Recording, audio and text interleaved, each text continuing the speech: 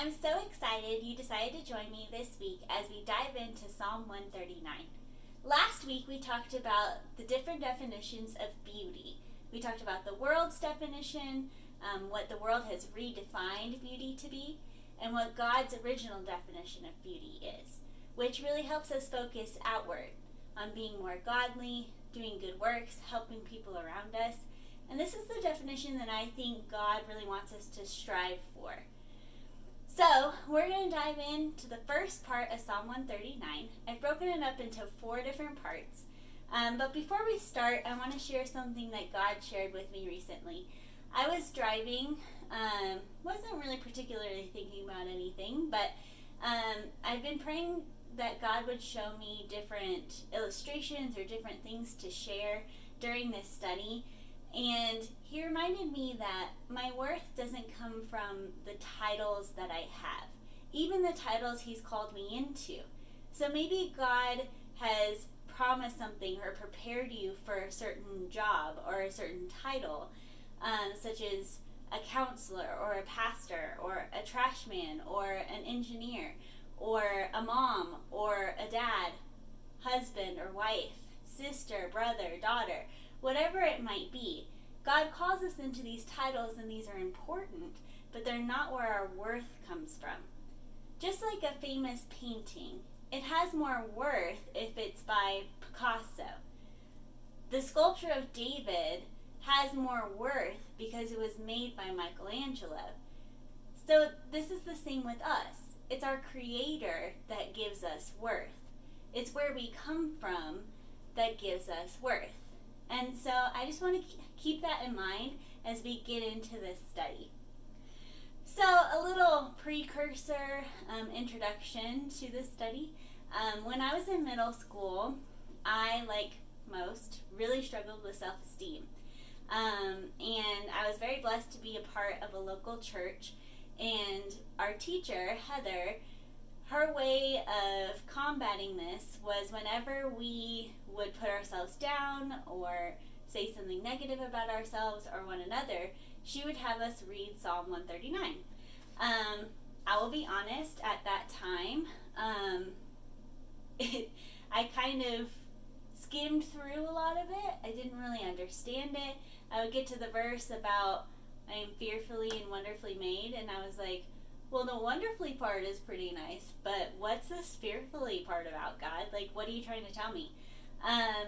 But then over the last few years, when I've actually gotten to dive into this, I still struggle with self-esteem, but in studying this, I realize a little more what God's trying to tell us through this passage.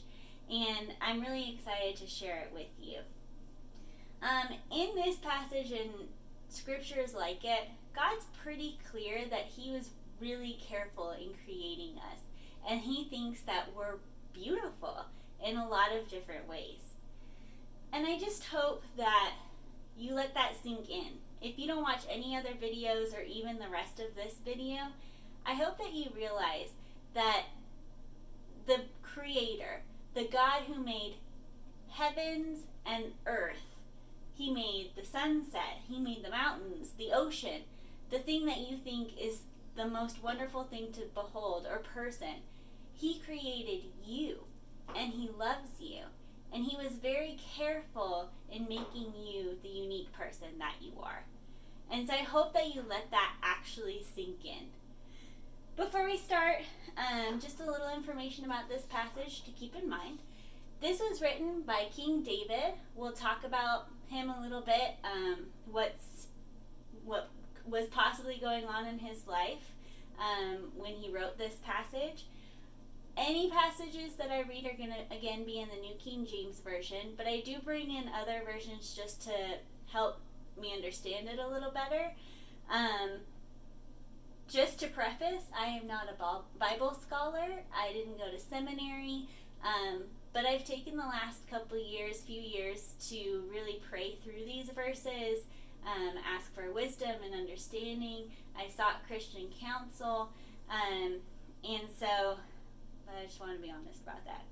With that, I'm going to assume that you've read the passage through, but right now I'm going to read the first 6 verses, for the first part, which I've titled, He Knows Us Intimately. And my Bible's over here. All right. So Psalm 139, verses 1 through 6. O Lord, you have searched me and known me. You know my sitting down and my rising up. You understand my thought afar off. You comprehend my path and my lying down, and are acquainted with all my ways. For there is not a word on my tongue, but behold, O Lord, you know it altogether. You have hedged me behind and before, and laid your hand upon me. Such knowledge is too wonderful for me. It is high, I cannot attain it. Now I'll be honest, again, in those middle school days when I was 11 or however old you are in middle school, I really glazed over this part. I was like, yes, he seems to know us pretty well. But if we really parse that out, the first part is really telling us about the level of relationship and the intimacy that he has with us. The first part says, you've searched me and known me. That really indicates a history together. And then it says, you know my sitting down and my rising up. So that's a present relationship. That's something that's being nourished right now. And then it talks about you understand and comprehend. And so that's a little bit deeper. When we think about maybe the person that we're closest with, whether that be your best friend or maybe your spouse or a parent or a sibling, whoever that might be, the reason that you're so close is you have a history. They were there for maybe silly things. They've been around and they know what's happened in your life because they were there. And then you have a current relationship that is, you spend time together, you talk with one another, you're getting to know each other more and more. And then there's that level of understanding. Maybe something happens, you guys don't even need to say much, you just exchange a glance and you know what you're talking about. It's that deeper relationship. And that's what God is demonstrating here, that he has that with us. And he enjoys that with us. Jesus talks about this a little bit more in Matthew 10, verse 30. He reiterates the intimacy that God has with us by saying, but the very hairs of your head are all numbered. And I was talking about this with my dad one time, and he pointed out that that's amazing because the hairs on our head changes all the time. We have hairs go down the drain, we have new hairs, usually white hairs growing in. It's a constantly changing thing. And so that's amazing because God still keeps count. So he's present to know the changes and he's keeping count.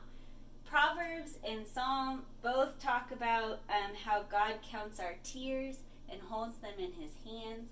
So it's just this level of intimacy that he loves to foster with us. He's there in every moment, and not only does he know every detail, but he wants to be around. A lot of times in relationships, we hide certain things about ourselves or don't disclose certain details because we think if somebody knew everything about us, they wouldn't like us, or they definitely wouldn't actually love us. But God knows every little detail about us, and yet he loves us more than anybody ever could. I think A.W. Tozer says it best when he says, Jesus Christ knows the worst about you. Nonetheless, he's the one who loves you the most. He knows our deepest, darkest secrets, the regrets that we hold deep. He knows all the things that we've done, all the things we're yet to do, and he loves us more than anyone ever could. I want to think about that again. So, Jesus is the king of the universe. He has a lot going on. You know, kings usually they spend a lot of time with finances or planning wars or how to not go to war. But Jesus, he already has the victory. He can be everywhere, and he has governing of time and space, and yet he chooses every moment to be with us. That's crazy. Like, crazy. So in studying these verses, I had a lot of trouble with verse 5 when it talks about you've hedged me behind and before.